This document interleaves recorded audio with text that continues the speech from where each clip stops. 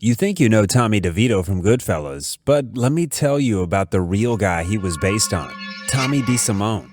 Unlike the movie, where he seemed like a loner coming up from nowhere to prove himself, Tommy DeSimone was born into a life of crime, with his very existence intertwined with the Mafia's twisted roots. In reality, he was born into a life of crime, with his grandfather and uncle running the Los Angeles crime family, and his brothers Robert and Anthony being Gambino associates.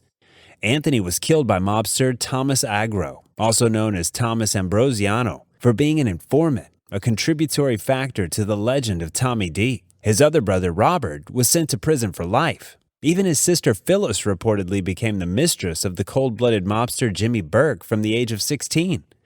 This reality undoubtedly shaped DeSimone into the remorseless killer he became known as.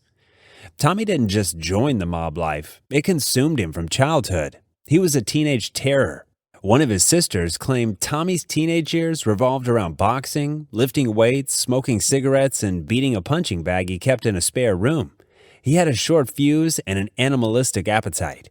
He would drink almost a gallon of whole milk a day. His only other childhood hobby was collecting different kinds of pocket knives he kept in an old cigar box under his bed. This kid had a wicked short fuse just waiting to ignite. At 15, baby-faced but far from innocent, Tommy was sucked into Paul Vario's Brooklyn crew. DeSimone was 10 years younger than Henry Hill. Even though Pesci looks older than Ray Liotta in the movie, Goodfellas also makes it look like Hill and DeSimone were kids together. The book tells it differently. Henry said he was one of those kids who looked younger than he was just because he was trying to look older. Jimmy had been a friend of Tommy's family for years, and he wanted me to watch out for Tommy and to teach him the cigarette business, help him make a few bucks. This was around 1965, and the city wasn't taking it very seriously. This depraved pattern seemed ingrained from youth. Tommy carried his gun in a brown paper bag on hijackings. He carried neighborhood talent through the ropes. Like he was grown on crime, he also wanted to share that with other kids. One of them was Jimmy Burke's son, yet another part that we've not seen and was removed from the movie. Henry Hill said, "I remember how proud Tommy DeSimone was when he brought Jimmy's kid, Frankie, on his first hit. Frankie must have been 16 or 17 when Tommy took him on the hit, and Tommy said that the kid held up great. Jimmy walked around real proud. You'd have thought the kid had won a medal." Martin Scorsese wanted to link Tommy and Henry so badly that he removed Frankie. Remember that scene where they were on a double date? It was, in reality, with Paul Vario's son, Jr., not Tommy. Tommy was in fact married to Angelica, Cookie Spione. Henry said Tommy DeSimone always drove around in a brand new car and wore expensive clothes, and he and Angela lived in a 2-room tenement slum. Another crazy story was that Angela's brother was a gangster, Joe the Barber Spione, who was murdered for refusing to help kill DeSimone in the late 1970s. In Goodfellas, DeVito stood out for his violent and impulsive behavior, which is exactly how DeSimone was in reality. He killed a lot of people out of rage, such as when he committed his first murder when he was 17 in 1968. DeSimone killed a random stranger named Howard Goldstein as he walked down the street. According to Wise Guy, Henry Hill said to the budding sociopath, "That was cold-blooded, Tommy." DeSimone explained, "Well, I'm a mean cat."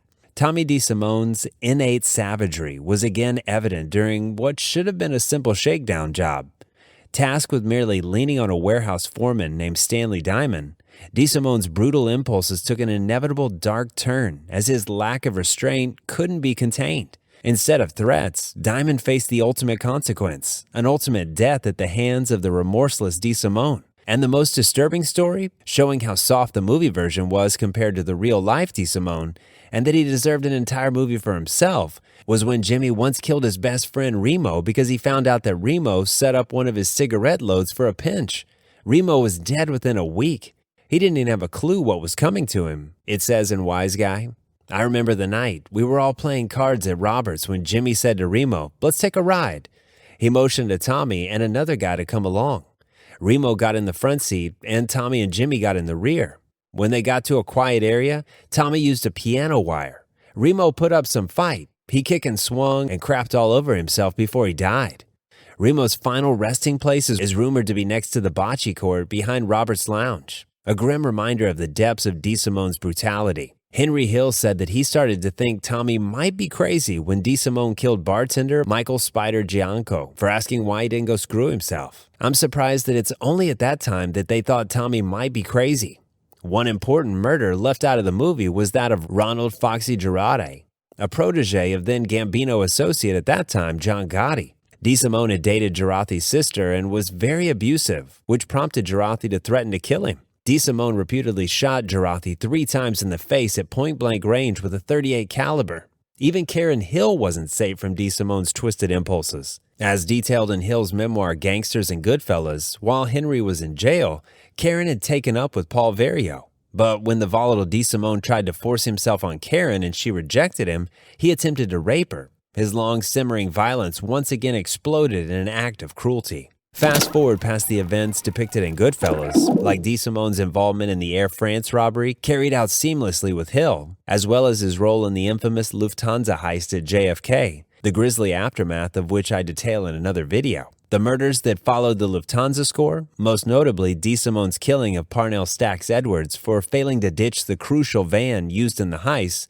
are also portrayed in the film. Just like in the movie, DeSimone had an altercation with William Bitvina, also known as Billy Bats, after which he reportedly told Henry and Jimmy that he was going to kill him. DeSimone is presumed responsible for Bats' murder as told by Henry and Wise Guy, which later had consequences. In real life, the murder of Bats was premeditated, unlike portrayed in the movie, though the shoe shine incident did happen before Jimmy came back weeks later to whack Bats. This, combined with the killing of Foxy, sealed Tommy's fate when the big shots tried making him a made man. We'll never know if it was Gotti himself or others who used that ceremony to eliminate such a liability. What exactly happened remains shrouded in mystery, as Hill and many others have given conflicting versions. Some people say Thomas Agro killed him, like he did to Tommy's brother, but others think that it was Gotti himself who took Tommy out as payback for killing Bats and Girardi. DeSimone's body was never found, leading to the belief that he had been buried in a Mafia graveyard somewhere in New York. The movie Goodfellas did a good job showing how Tommy would get mad easy, but it seems the real Tommy was actually much worse. He seemed to enjoy being really cruel and violent, that even the other gangsters were scared of how he could lose his temper at any time. The movie tried to show this side of Tommy, but it only scratched the surface of it.